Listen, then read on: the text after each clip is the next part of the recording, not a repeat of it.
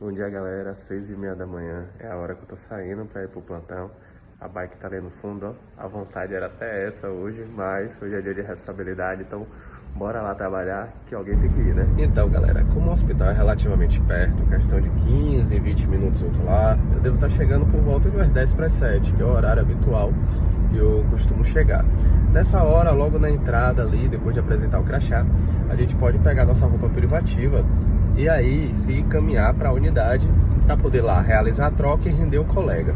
Para quem não conhece, não sabe nada ainda, tá nos primeiros semestres, basicamente render o colega seria o que a gente chama de receber o plantão, que seria passar leito a leito, conhecendo a história base do paciente, as intercorrências, o que ele evoluiu desde que ele foi internado e principalmente as pendências que tem para ele. E com isso, você com seus registros, geralmente as pessoas tomam nota nesse momento, ou quem tem uma boa memória simplesmente tenta gravar o que tem para fazer para cada um, mas geralmente eu anoto tudo direitinho.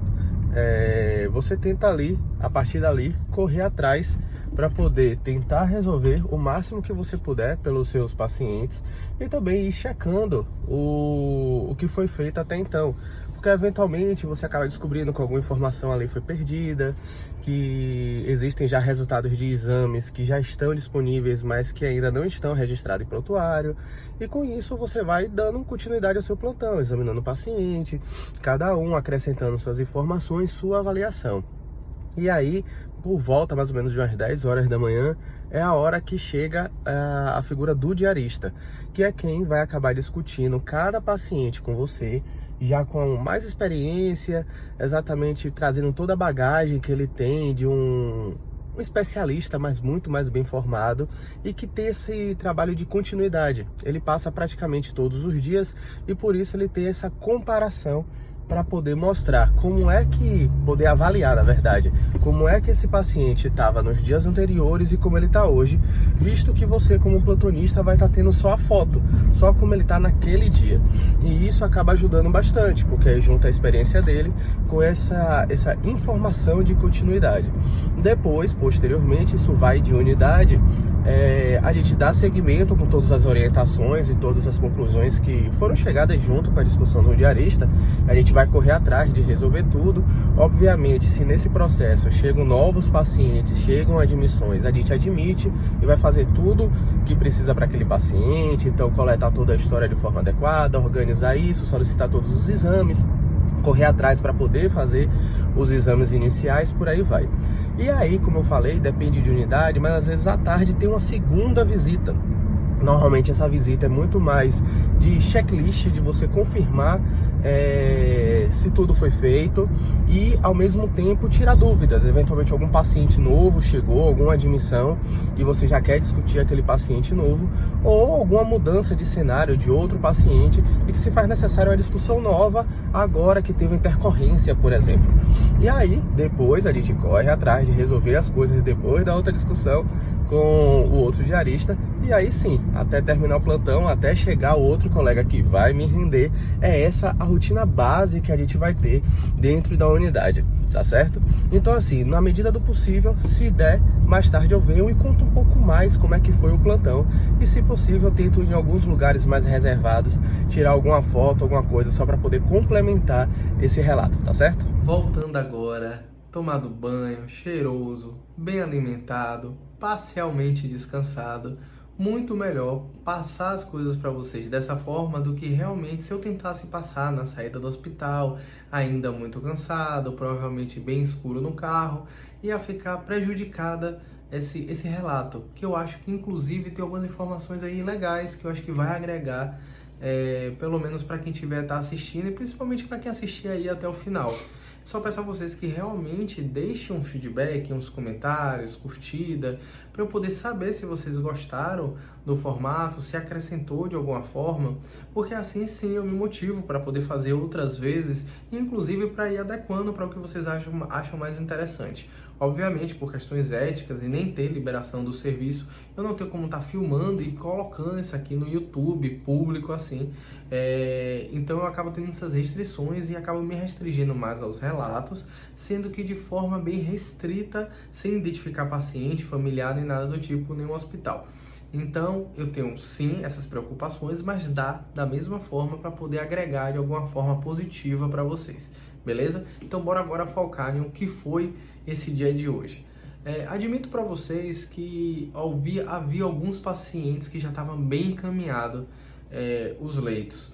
Então, poucas pendências, mas em contrapartida a gente estava com um perfil bem delicado de pacientes, já que a gente tinha alguns pacientes que já estavam no estado bem grave, com limite terapêutico, com droga vasoativa já em um limite que a gente não tem mais como acrescentar, e isso sim bem alinhado com a família, bem esclarecido, mas que acaba dando aquele ar, vamos dizer assim, mais pesado, de pacientes bem graves já em seu limite.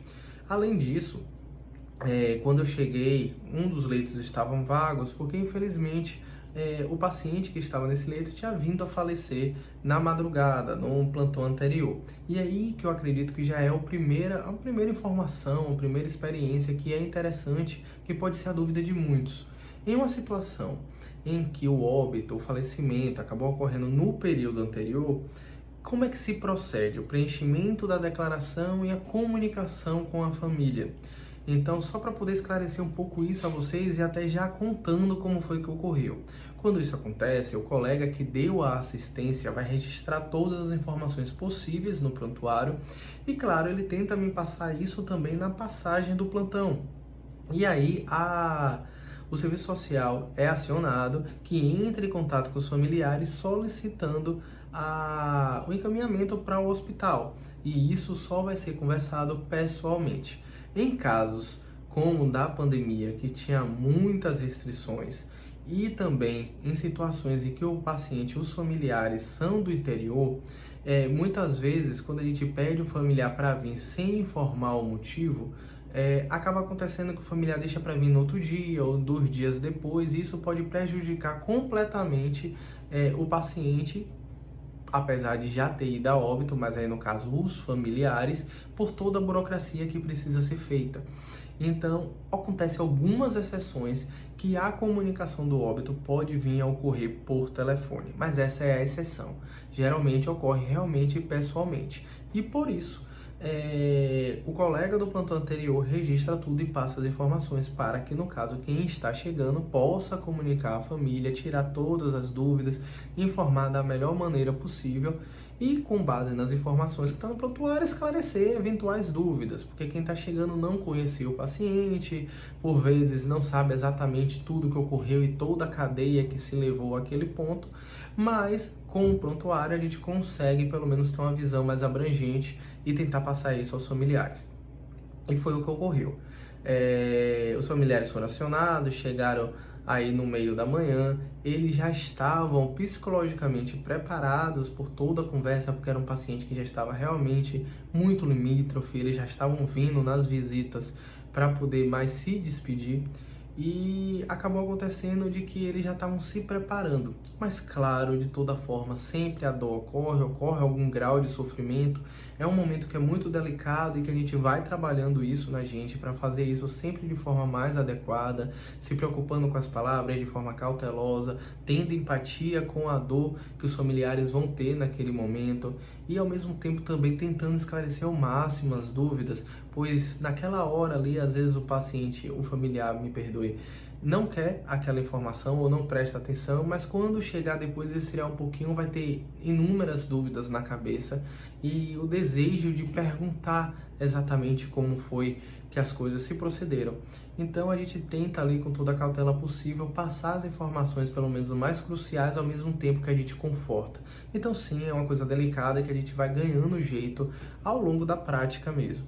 E aí sim, depois que tudo foi informado, foi um paciente que toda a cadeia de eventos havia se iniciado por uma queda e justamente por ter sido esse acidente, por ter tido essa causa, a gente precisa, por protocolo, encaminhar esse paciente ao IML. Isso foi conversado e compreendido pelos familiares que estavam lá e a gente acaba preenchendo um documento que também tem 3 vias, assim como a declaração de óbito, em que a gente coloca as informações principais do paciente, do serviço, de como ele estava lá registrado, e existe um campo para a gente poder tentar resumir a história do paciente, levando a cadeia que se procedeu até o momento do óbito, para que eles tenham mais informações. Claro que vai junto também uma cópia do prontuário, mas ali com o relato do médico ele consegue ter mais informações para proceder ali com a investigação, tá certo? Então assim, tudo foi feito, tudo direitinho, conversado com os familiares. E nesse momento, já era meados da manhã, já tinham ocorrido algumas coisas. Por exemplo, quando eu cheguei, tinha um dos pacientes que estava com a saturação muito limítrofe. Um paciente que já tinha uma posição viciosa, ele estava lateralizado à esquerda e fui lá para poder realmente tentar avaliar ele, tentar entender o que poderia estar acontecendo e checando a posição do tubo, tentando avaliar com a ausculta como é que ele estava. E aí, para vocês irem também, eu não sei exatamente em que nível quem está assistindo aqui está, mas ir elaborando também um raciocínio. Na hora da ausculta, ele estava com a ausculta reduzida, praticamente abolida do lado esquerdo. E aí, se ele tivesse completamente abolido, eu já adianto a vocês que não estava hipertipânico, mas se está ali abolido, reduzido de forma significativa, tipânico, a gente estaria pensando mais em um pneumotórax, pensando mais. Se a gente tem uma situação que está desse jeito, mas ele está com o tipanismo preservado, a gente vamos por outro lado. Se ele tivesse hipotipânico, se tivesse maciço, a gente poderia pensar ali na possibilidade de um derrame pleural, de um hemotórax, coisas do tipo. Não estou trazendo informações do paciente para você raciocinar mais, mas só para você entendendo ali o que a gente poderia estar retirando do exame físico. Mas naquela situação ali, a primeira coisa que me veio à cabeça, considerando inclusive a posição do paciente, era uma atelectasia. E aí o que acontece? Fui checar o tubo, porque considerando que na hora que a gente tuba o paciente, existe a possibilidade de que esse tubo seja muito inserido e ele acabe selecionando um dos lados, ou seja, ele tende a descer para a direita, ali na carina, ele desce para o brônquio fonte direito, justamente por ser um brônquio que acaba sendo mais verticalizado. E aí o que acontece? Esse lado, que é o direito, acaba sendo mais ventilado e o lado esquerdo, hipoventilado, acaba podendo atelectasiar. E pode ter sido também o motivo. Só que esse paciente que estava lateralizado, não sabia exatamente há quanto tempo, ele pode ter literalmente feito a restrição de movimento, impedindo a expansão adequada daquele lado que estava sendo comprimido. Então, ventilando bem o lado direito, mas não ventilando tão bem o lado esquerdo. Na mesma hora eu já tinha pedido o raio-x, a gente foi checar, eu tô falando a gente porque eu junto com o fisioterapeuta aqui, sensacional inclusive, vale todos os elogios, muito bom, muito dedicado, muito bem tecnicamente. A gente foi checar circuito, checar tudo, tentar ver se existiam outras possibilidades, mas o raio-x veio e aí eu vou até mostrar para vocês aí o que seria uma atelectasia. Você vai ver que o lado esquerdo está completamente reduzido, inclusive repuxando, totalmente diferente de como ele ficou depois. E aí vocês já estão vendo que realmente a gente conseguiu reexpandir. Muito mais mérito do fisioterapeuta, que fez uma excelente terapia de reexpansão. A gente chegou a ajustar a sedação dele, veio até fazer o bloqueador neuromuscular para facilitar o processo e ele respondeu muito bem, inclusive clinicamente. A gente reposicionou o paciente, ele foi saturando bem, a gasometria em momento nenhum ficou prejudicada, ele manteve bem os parâmetros gasométricos. Então assim, foi um paciente que a gente conseguiu reverter. E estou contando isso para vocês entenderem que sim, ao longo do plantão vão ocorrendo intercorrências, pacientes que a gente precisa de uma maior atenção, inclusive para poder estabilizar mais, tentar identificar causas e situações que não foram identificadas em plantões anteriores, tentar correr atrás das pendências para poder se resolver, às vezes eventuais informações que são importantes. Às vezes um paciente, a única coisa que está pendente dele é algum tipo de procedimento, como a implantação de um permicate, ou então uma abordagem cirúrgica, e a gente precisa saber se já há uma programação, se já tem uma data, e isso a gente tenta também correr atrás para poder resolver. Eventualmente discute também com os especialistas quando eles vêm fazer as interconsultas, então acaba sendo sempre um plantão bem movimentado. Como eu já expliquei lá na primeira parte, a gente discute tudo com os diaristas, então acaba facilitando bastante o processo, e é sempre um processo também de aprendizado, de crescimento atendimento. Então, acaba sendo muito bom esse tipo de atendimento, em que você tem alguém mais experiente, com muito mais conteúdo técnico para poder compartilhar com você, tá certo? Então, assim, além disso, tinha outro paciente que também estava no estado muito grave, também já alinhado com a família, o limite terapêutico, e justamente a gente tem que evitar a distanásia. Então a gente não faz nada invasivo, já alinhado com a família, e esse paciente ao longo do plantão foi deteriorando até que ele também evoluiu com óbito. Só que esse paciente não tinha nenhuma causa que fosse necessário ser encaminhado para o ML. Na verdade, foi uma evolução de um choque séptico em um paciente realmente muito idoso e que a gente tinha já conversado com a família. Na verdade, eu não conhecia a família, mas falar a gente como serviço já estava muito bem alinhado. Foi acionado os familiares, que também foi todo o processo de conversa e que foi instruído totalmente o que foi que ocorreu. Eles pediram inclusive para poder agradecer a equipe, e eu transmiti o agradecimento à equipe por todo o cuidado desde que o paciente havia chegado na unidade. Então foi uma família que estava muito bem esclarecida e tinha total noção das limitações e da idade do paciente, e que sim, foi um momento que a gente tenta enxergar muito mais como um descanso do paciente, aquele momento que sim, chega para todo mundo, e que por mais que haja muito sofrimento e muita dor, porque a falta vai ocorrer, a saudade vai ocorrer, mas a gente tem que entender também que persistir com investimentos que não vão ter retorno também é uma forma de você causar dor, causar dano àquele paciente, que é justamente a distanásia que a gente tenta evitar. Então a gente teve uma conversa realmente muito boa, tentando confortar e orientar da mesma forma como foi com a outra família. E aí o seguinte, considerando aí, para quem já acompanha a gente no Instagram, sabe que a gente às vezes conversa, eu tô falando de uma coisa mais séria, mas agora tentando aliviar um pouquinho mais, a gente conversa e brinca um pouquinho a respeito de leito vago, né? Porque, claro que é importante, tem que ter uma rotatividade do hospital, e a gente precisa atender a população, então sim, a gente precisa dar seguimento com o atendimento de todo mundo, tentando resolver, dar alta o quanto antes, para que outros pacientes possam ser atendidos. Mas quando a gente tem leito vago, considerando assim unicamente o plantão e pensando na visão do plantonista também, e a gente tem leito vago e é liberado para regulação, a gente sabe que alguém vai acabar vindo. E aí, você já ouvindo tudo que eu acabei relatando, já imaginou que sim, é corrido o plantão, você sempre está fazendo alguma coisa. E a questão é que um paciente, quando ele chega, ele tem muitas demandas. Mesmo que seja um paciente estável, que você não tenha nenhuma necessidade de procedimento, é um paciente que sempre tem uma demanda muito grande burocrática. Porque pela primeira vez você vai fazer a admissão dele, vai fazer toda a evolução, vai coletar todas as informações e compilar nessa evolução, tentar examinar ele da melhor forma possível, extrair todas as informações e com isso raciocinar todos os exames que vão ser necessários, as interconsultas que vão ser necessárias pedir também, fazer esses pedidos, conversar com a equipe, e aí você vai fazer sua primeira prescrição, e na prescrição, principalmente na primeira, eventualmente algumas medicações necessita que você tenha algum tipo de relatório, algum documento adicional que você tem que fazer também, então acaba que toma muito do seu tempo. Então, quando a gente já tem uma admissão liberada, a gente fica um pouco mais tenso pela questão de que isso pode embolar o plantão. Porque se você não adiantou as coisas dos outros pacientes, ou se tem algum paciente já, vamos dizer assim, intercorrência mais instável, necessitando muito de sua atenção, pode ser que esse outro paciente chegue bem na hora e você fique mais dividido para poder dar assistência de forma adequada. Só para vocês entenderem.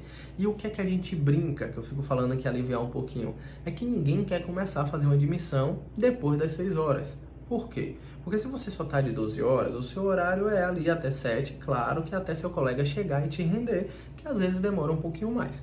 Só que quando você sabe que você está de 12 horas, você psicologicamente já começa a ver o horário chegar, mesmo que você esteja ali atarefado e pensando, daqui a pouco termina, daqui a pouco eu vou para casa, vou tomar meu banho, vou me alimentar e aí sim vou poder descansar do plantão que foi.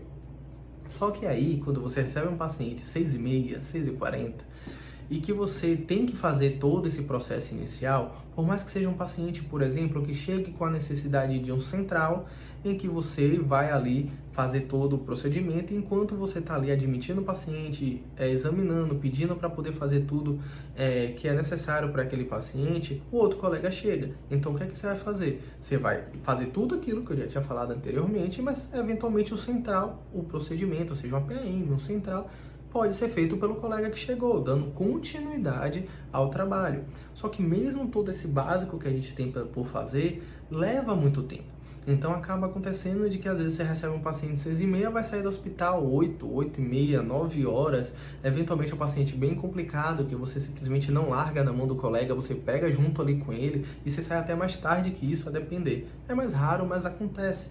Então por isso essa tensão com o leito vago e uma chegada de paciente. Muito próximo do horário da troca, inclusive porque toda a equipe está realizando a troca. E isso aí acaba até prejudicando, nem que seja de uma forma leve, a assistência do paciente, pois todo mundo está trocando. Teve algumas pessoas da equipe, alguns membros, era isso que eu queria lembrar, alguns membros da equipe que já foram trocados, você não sabe exatamente quem chegou, então acaba prejudicando inclusive a comunicação, mas a gente sempre tenta dar um jeito. Mas o que aconteceu foi que por mais que eu fiquei tenso, eu acabei saindo antes dessa admissão chegar. Mas o colega até me relatou depois por WhatsApp que logo depois que eu saí, depois acho que uns 10, 20 minutos, a admissão chegou.